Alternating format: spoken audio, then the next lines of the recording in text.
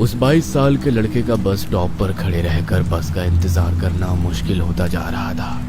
चीन में फ्रेग्रेंट हिल तक जाने के लिए ये इस रूट की आखिरी बस थी और इस समय उसे रूट नंबर 375 की इस आखिरी बस का बेसब्री से इंतजार था। चारों ओर घना कोहरा फैला हुआ था, जिसके कारण सामने कुछ मीटर पर खड़े हुए लोग भी साफ नजर नहीं आ रहे थे। पिछले आधे घंटे में बस स्टॉप से कोई भी बस होकर नहीं गुजरी थी। एक युवक बस का इंतजार कर ही रहा था कि तभी उसे सामने से एक बूढ़ी औरत छड़ी टिकाती हुई बस स्टॉप की तरफ आती नजर आती है। बूढ़ी औरत के वहां पहुंचने के कुछ ही मिनट के बाद रूट नंबर 375 की बस स्टॉपेज पे आके रुक जाती है। वो बूढ़ी औरत और युवक बस में चढ़ जाते हैं। बस आगे बढ़ने ही वाली थी कि तभी कोई बस को हाथ हिलाकर रोकने का इशारा करता है। ड्राइवर ने एक बार फिर ब्रेक लगा दिया था। एक कपल हाथों में हाथ डाले बस में चढ़ते हैं और ड्राइवर के पीछे वाली सीट पर बैठ जाते हैं। वो बूढ़ी औरत और लड़का भी बस में आमने सामने वाली सीट पर बैठ गए थे। बस में कुछ मिलाकर सिर्फ 4 ही सवारियां थी। ड्राइवर ने एक बार फिर इधर उधर देखा। जब उसे कोई सवारी दिखाई नहीं दी तो उसने बस को आगे बढ़ा दिया। ड्राइवर के बस को आगे बढ़ाने के बाद बस में सवार लेडी कंडक्टर एक एक करके टिकट काटने लगती है। बस में बैठा कपल एक दूसरे के कंधे पर सर रखकर नींद की झपकी ले रहा था। वहीं बूढ़ी के सामने बैठा युवक कानों में वॉकमैन लगाकर आंख बंद करके गाने सुन रहा था। लेकिन बूढ़ी औरत पूरी तरह से सतर्क थी। वो बार बार मुड़कर बस में सवार सवारियों और ड्राइवर को देख रही थी। उसकी आंखों में नींद नजर नहीं आ रही थी। अचानक ही बस का ड्राइवर बस की स्पीड बहुत धीमी कर देता है। क्या हुआ? बस इतनी धीरे क्यों कर दी? सामने इतना कोहरा है, कुछ समझ नहीं आ रहा है कि सड़क किस तरफ है। ज्यादा तेज चलाऊंगा तो एक्सीडेंट हो सकता है। अच्छा ठीक है, आप ध्यान से चलाइए। चारों ओर बिल्कुल सन्नाटा था। बारिश बंद हो चुकी थी और सड़कों पर कोई भी गाड़ी नजर नहीं आ रही थी। बस भी लगभग खाली ही थी, जिसकी वजह से गाड़ी के इंजन के अलावा और किसी भी तरह की आहट गाड़ी में से सुनाई नहीं पड़ रही थी। खराब मौसम और कम विजिबिलिटी होने के कारण ड्राइवर के साथ साथ बस में सवार बूढ़ी औरत के माथे पर भी चिंता की लकीरें उभर रही थी, क्योंकि बाकी सवारियां आंखें बंद किए थी। उन्हें बाहर के मौसम का कोई अंदाजा ही नहीं था। अचानक से बस की छत पर किसी के होने का एहसास होने लगता है और धम धम की आवाज सुनाई पड़ने लगती है। ये कैसी आवाज है? चलती हुई बस में बस की छत पर कौन हो सकता है? मैं बस रोक कर देखता हूँ। ड्राइवर बस रोक कर उतरता है। तभी अचानक से बस के ऊपर से आ रही आवाज बंद हो जाती है। ड्राइवर बस के चारों ओर घूम कर देखने लगता है। अचानक ही ड्राइवर के ऊपर एक बिल्ली कूद पड़ती है, जिसके कारण उसके मुंह से एक जोरदार चीख निकल जाती है। ड्राइवर दौड़ते हुए वापस से बस में चढ़ जाता है। क्या हुआ? क्या था बाहर? एक बिल्ली थी, वही बस के ऊपर घूम रही थी शायद। आगे बढ़ते हैं, आसपास जंगल है, यहाँ रुकना ठीक नहीं है। क्या कहा? एक बिल्ली थी? बिल्ली के बस की छत पर चलने से इतनी तेज आवाज नहीं हो सकती। बूढ़ी को अपने आसपास कुछ असामान्य सा घटित होता हुआ महसूस हो रहा था। वो महसूस कर पा रही थी कि उसके साथ कुछ तो अजीब हो रहा है। अचानक ड्राइवर बस की स्पीड बढ़ा देता है। अरे, सामने कुछ नजर नहीं आ रहा है और तुम इतना तेज बस दौड़ा रहे हो, कर क्या रहे हो? बुढ़िया की बात का जवाब दिए बिना ड्राइवर घूमते हुए एक नजर बुढ़िया की ओर देखता है और एक बार फिर से अपना पांव एक्सीलेटर के ऊपर रख देता है। सामने सड़क पर एक दोराहा नजर आ रहा था, जहां से सड़क लेफ्ट और राइट 2 डायरेक्शन में डिवाइड हो रही थी। ड्राइवर बस को बाईं ओर मोड़ लेता है। अरे, कैसे ड्राइवर हो तुम? किधर मोड़ लिया बस को? ये रास्ता जंगल की तरफ जा रहा है। नए नए भर्ती हुए हो क्या? रास्ता ठीक से नहीं मालूम? अरे आप आराम से बैठिए ना, बार बार क्यों टोका टोकी कर रही हैं? मुझे पता है कि अपना काम कैसे करना है। इस रास्ते पर ट्रैफिक कम होता है, कोहरे में इधर से जाना सेफ रहेगा और ये शॉर्टकट भी है। आप चिंता मत करो, थोड़ी देर बाद ये आगे जाकर उसी रास्ते पर मिल जाएगा। बूढ़ी को ड्राइवर के हाव भाव काफी बदले हुए नजर आ रहे थे। कुछ देर बाद तेज गति से दौड़ती बस को ड्राइवर अचानक ब्रेक लगाकर रोक लेता है। क्या हुआ? ऐसे अचानक से बस क्यों रोक दी? अब तो फ्रेग्रेंट हिल से पहले बस का कोई स्टॉपेज भी नहीं है। वैसे भी ये जंगली इलाका है, यहाँ पर बस रोकने का मतलब क्या है?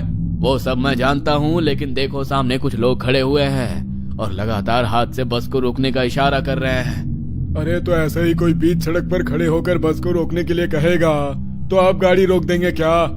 इतनी रात को ऐसे ही बस रोक देना मुझे तो कुछ ठीक नहीं लग रहा। आप दरवाजा मत खोलिए। ड्राइवर साहब सही कह रहे हैं, सामने 3 लोग खड़े हुए नजर आ रहे हैं, उन्हें मदद की जरूरत हो सकती है। ये इस रूट की आखिरी बस है, अगर हम उन्हें अंदर नहीं आने देंगे तो शायद पूरी रात जंगल में ही बितानी पड़े। ड्राइवर की बात सुनकर बाकी की सवारियां कुछ नहीं कह पाती और ड्राइवर बस के दरवाजे खोल देता है। बस का दरवाजा खोलने के बाद 3 लोग बेहद धीमी रफ्तार से चलते हुए बस में चढ़ जाते हैं। ये 3 लोग जब बस के अंदर आते हैं तो बस के अंदर बैठी सवारियां उन्हें देखकर बुरी तरह चौंक जाती है। बस में चढ़ने वाले 3 लोगों में से 2 ने बीच वाले आदमी को इस तरह से पकड़ा था जैसे वो शराब पिए हो या खुद से चलने के लायक ना हो। वो सहारा देकर घसीटते हुए किसी तरह उसे बस की सबसे पिछली सीट तक ले जाते हैं और वहीं जाकर बैठ जाते हैं। उन तीनों में एक बात जो सबसे ज्यादा अजीब थी वो ये कि इस समय 1995 चल रहा था, लेकिन उन तीनों की वेशभूषा ऐसी थी जैसे वो 18वीं शताब्दी में आए हो। सर पर पौराणिक चीनी टोपी पहने होने के कारण उनका चेहरा भी साफ नजर नहीं आ रहा था। इसके साथ ही उनके बाल भी लंबे और बेतरतीब बिखरे हुए थे, जिसके कारण चेहरा दिखाई नहीं पड़ रहा था। तीनों नए पैसेंजर्स को बैठाने के बाद बस एक बार फिर से आगे बढ़ गई थी। बस जैसे जैसे आगे बढ़ रही थी, बस के अंदर की हवा में कुछ अजीब सा भारीपन महसूस होने लगा था। ये किन लोगों को बैठा लिया है तुमने? तुम्हें इन्हें देखकर कुछ सिरहंसी महसूस नहीं हो रही?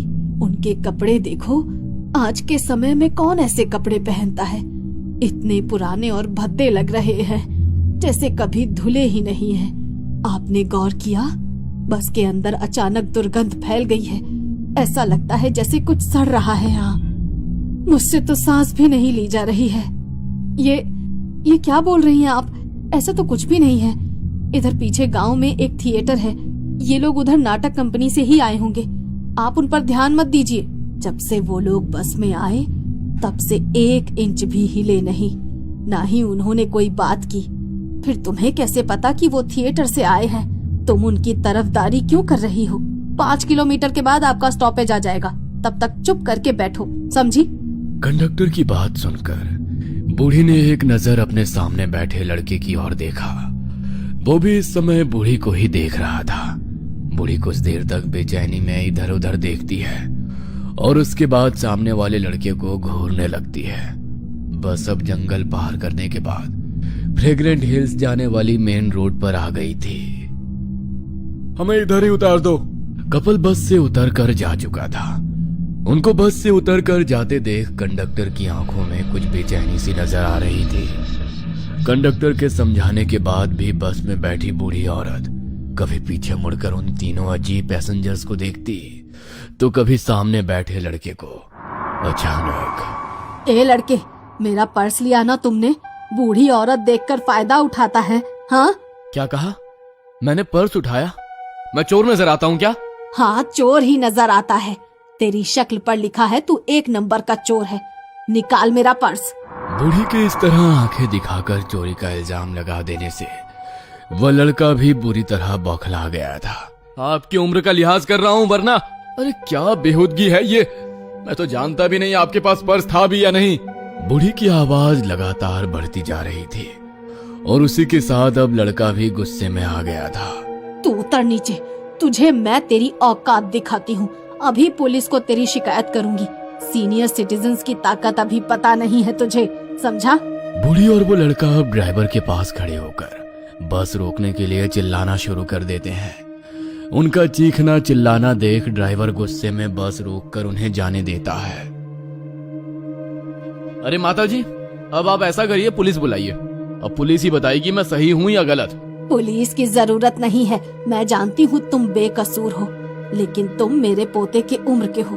तुम्हें उस बस में अकेले नहीं छोड़ सकती थी, इसीलिए मैंने ये सब किया। मतलब वो सब ड्रामा था? अरे आपको पता भी है आपने क्या किया? इतनी रात को इस सुनसान रोड पर कहाँ जाएंगे हम? कैसे जाएंगे? तुमने देखा वो 3 लोग जो बस में चढ़े थे? तुम कान में गाने लगाकर मस्त हो गए थे, लेकिन मेरी ये बूढ़ी आंखें बहुत बेचैन थी। मैं लगातार बस में हो रहे हर छोटे से छोटे इंसिडेंट पर नजर बनाए हुए थी। मैंने देखा बस के पीछे की एक खिड़की खुली है, जहाँ से ठंडी हवा आ रही है। उस हवा से उन आदमियों के कपड़े उड़े। तब मैंने देखा उनके पाँव ही नहीं थे। बीच वाले आदमी के चेहरे पर बिखरे बाल हवा में उड़े तो मैंने देखा बीच वाले आदमी का चेहरा, नाक, मुंह कुछ नहीं था। हमारे गांव में ऐसे लोगों को प्रेत कहा जाता है। मैं कंडक्टर को उनके बारे में बताना चाहती थी। मैंने पर्स से छोटा आईना निकाला। उस आईने में कंडक्टर साफ दिखाई देना चाहिए, लेकिन मेरे कोशिश करने के बाद भी मैंने देखा कंडक्टर का चेहरा आईने में दिखाई ही नहीं पड़ रहा है।